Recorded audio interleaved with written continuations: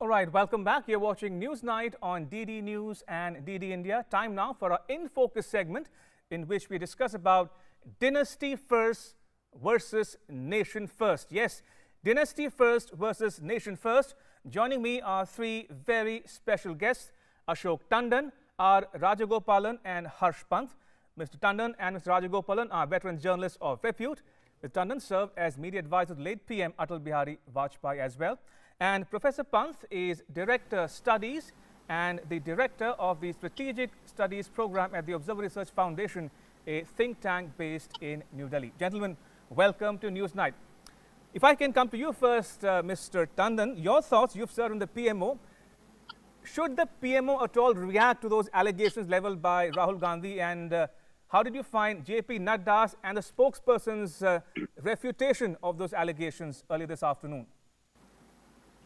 I think Mr. JP Nadda has very rightly hit the nail on it by saying that all these rhetoric by Rahul Gandhi is a failed attempt to relaunch him as the Congress president. Right. So that is why, after a very point-by-point rebuttal of the allegations as far as the merit of the issue is concerned, were given by the very aptly given by a very articulate External Affairs Minister of India, Mr. Jaishankar, it was realized by the BJP that the war is not really on the merits of the issue, but it is more a political battle. So therefore, the BJP decided to field its political heavyweights. Leading from the front is the president of the BJP, Mr. JP Nadda, and other general secretary. See, the real issue is that it is certainly an attempt within the Congress to relaunch Gandhi as the Congress president. Now, one would wonder how come that many veterans who have been in the government of UPA 1 and UPA 2 are maintaining a steady side. Why only Mr. Rahul Gandhi is taking on this issue? Because the idea is that since he failed in his term as working president, there is a move to install him as the president. So therefore, he is issuing 2 minutes videos almost on a daily basis. But let me take you back to the last Congress Working Committee meeting, in which he was, in fact, questioned for the way he has been attacking the Prime Minister personally. And there were no supporters for Rahul Gandhi. And in fact, many senior leaders in the Congress advised him that he should not be using such derogatory terms or personal attack against the Prime Minister, because it invariably boomerangs. And it was only Priyanka Gandhi who came to his rescue. And he said, well, if the party decides I should not be taking on the Prime Minister, I won't. But then he said, no, I am the only one who is attacking the Prime Minister. No other Congress leader is attacking the Prime Minister. So I think the entire issue is political. And there is a move to reinstall Rahul Gandhi as Congress president. And he wants to project his image as if he can take on the Prime Minister on foreign affairs.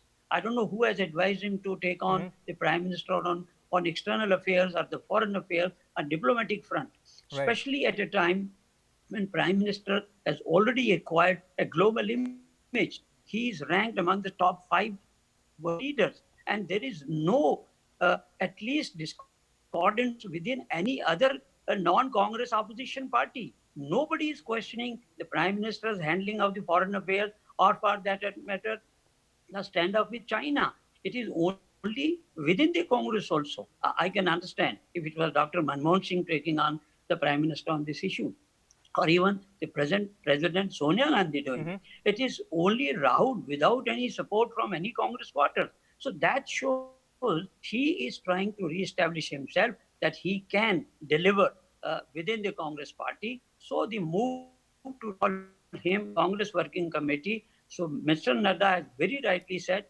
that yet another failed attempt to install him or re-establish him or state him as a Congress veteran leader. So I think without going into the merits of this issue, because the whole world knows the merit, it's basically a question which is related only to the domestic politics of the India and also the internal politics of the Congress party, because there are still doubts in the minds of many even Congress leaders whether should be reinstated as the president or whether he can deliver, whether he can lead the party from the front, whether he can win the election. So within all these question marks, Rahul is trying to project himself as a leader who knows the foreign policy. So therefore he can take on the government or for that matter, the prime minister on the foreign policy issues. But as I fully agree with President, BJP President Mr. Nadda, that it is yet another failed attempt to install him as Congress president, or rather a successful leader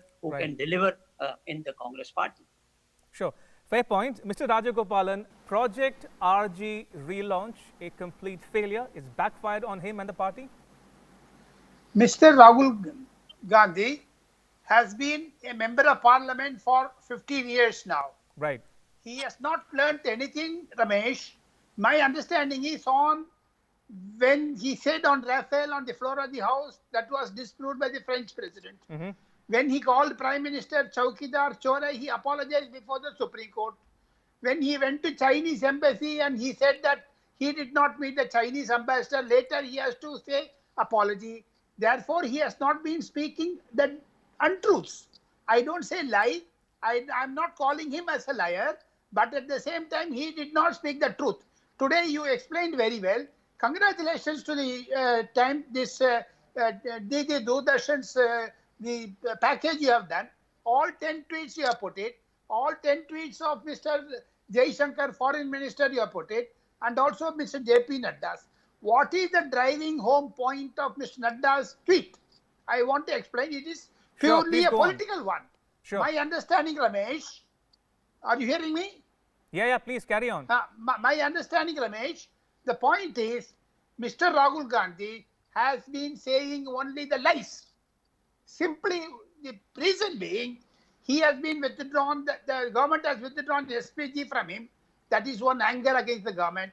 Today, Rajasthan fiasco, which he has failed to convince Sachin Pilot or convince Ashok Gehlot. Ashok Gehlot is going to form a regional party. Third point is, in the China one, it is boomeranging on him because whatever the public perception about Rahul Gandhi has been, that he has been misleading the country with a negative impression. He is not leader of opposition, but he is leader of negative things. But at the same time, the real leader of opposition, Mr. Adhir Ranjan Chaudhary, has tweeted, you remember last month, that tweet was withdrawn. That tweet was deleted. So why? These are all certain things. Internal contradiction in Congress, especially between mother, son and the daughter. That is why the China is now, they are creating a bogey. Right. So that the real issue of their Rajiv Gandhi Foundation scam and also the fiasco in Rajasthan, these things will come out. That is the reason why Rahul Gandhi is attacking the Prime Minister. I said, surrender Modi. Today he says fake Modi. These are all certain things out of frustration, out of vituperative politics, out of, a revengeful politics. Mr. Rahul Gandhi is not an opposition leader. He is a revengeful leader. He is a speaker, the department of lies only. He does not say anything truth.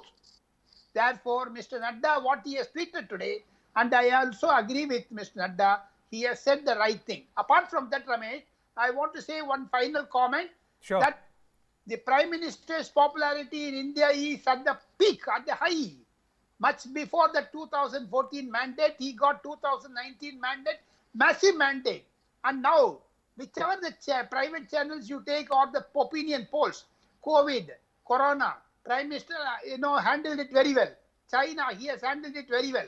The public perception is for Narendra Modi and the negative politician, Mr. Rahul Gandhi, who tore out an ordinance of the President of India. Right. Now he speaks about China. Very, very still, I am sympathetic towards the Grand Old Party. It is going from existential crisis to crisis. As Mr. Jairam Ramesh put it, Congress is in ICU. Right. So as Mr. Rajagopalan said, the Congress is in ICU. It's stumbling from one crisis to another.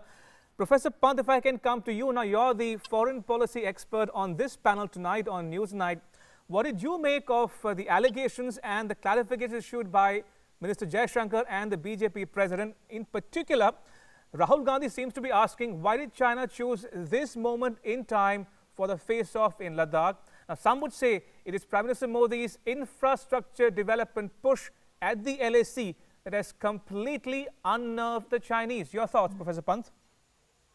See, I think there is absolutely no doubt that in the last few years, India has stood up to China like it has never done in the last 2 decades.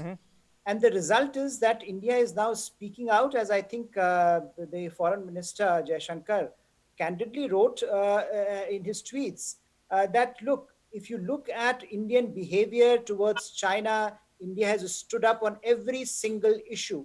India remains the only country that stood up to China on BRI, despite the fact that there was a danger of being isolated. Our friends told us, don't do that, you will be isolated. India stood up and challenged China on that.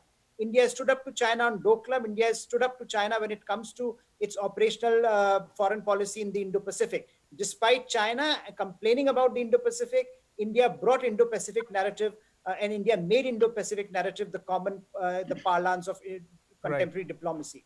There is no doubt about it. So clearly, I think if you look at the larger engagement with China, if you look at the larger engagement, strategic engagement with China, India has stood up to China. India has made it very clear what its red lines are. And India has also made it very clear that it is willing to work with China under certain circumstances. So if you want to work with China under the Wuhan spirit, it is very welcome to do it. But if you challenge India, then India will respond.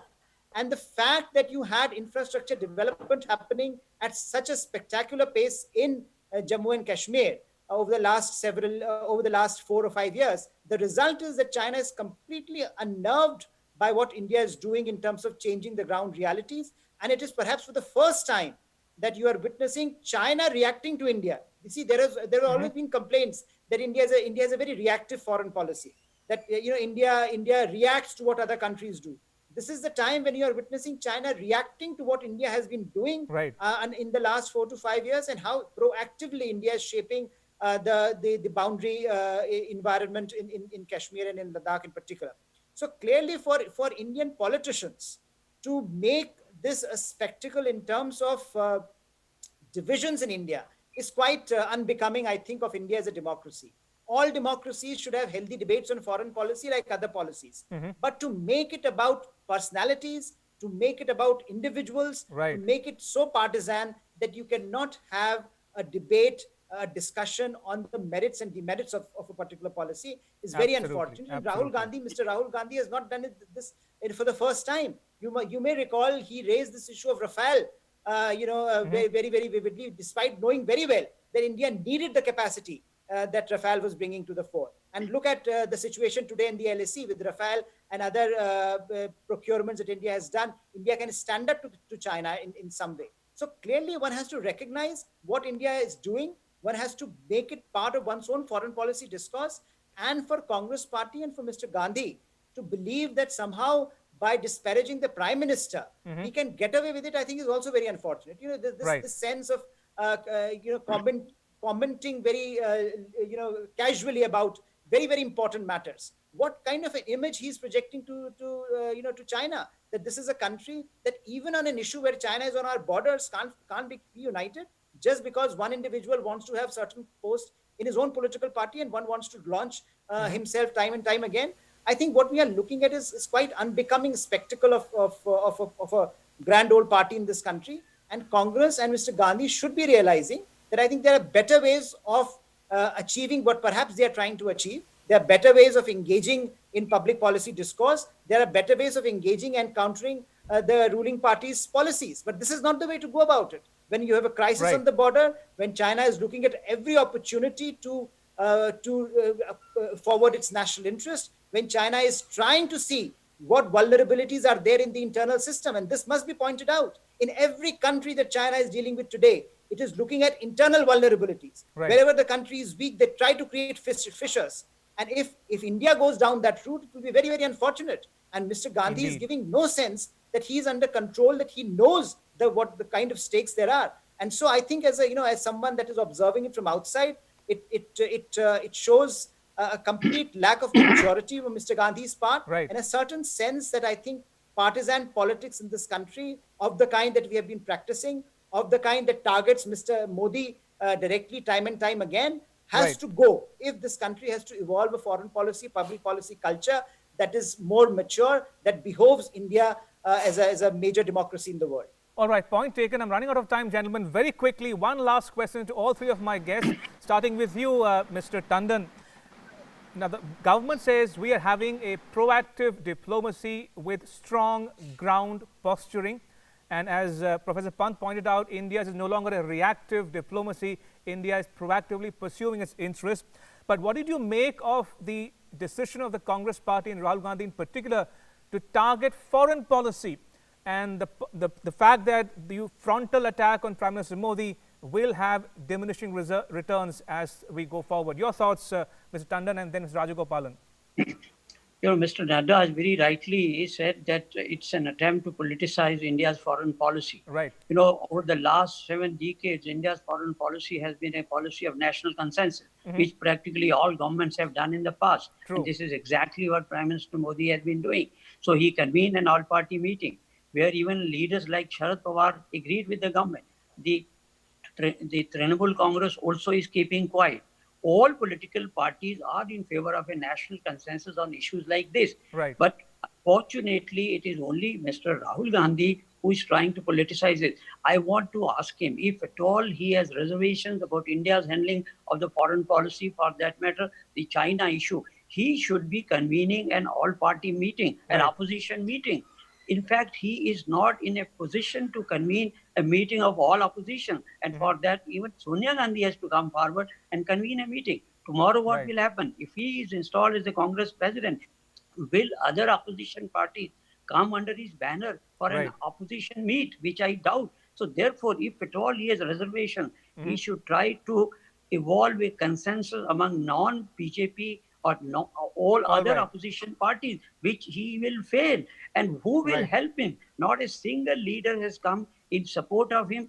Leave aside the opposition ranks, even within the Congress rank. So I think his attempt to himself as the prospective Congress president, I think it is going to boomerang, and it is for the Congress party. It will boomerang on the Congress party, said Mr. Tandon. And I think they need to ponder over it. Mr. Tandon, I'm sorry to interrupt you. I'm running out of time. So very quickly, if I can go across to Mr. Rajagopalan and Professor Pant. Mr. Rajagopalan, the law of diminishing returns is kicking in. The more you attack Prime Minister Modi frontally, the more it backfires on the Congress party and Rahul Gandhi in particular. It will boomerang on Congress. You wait and watch, Mr.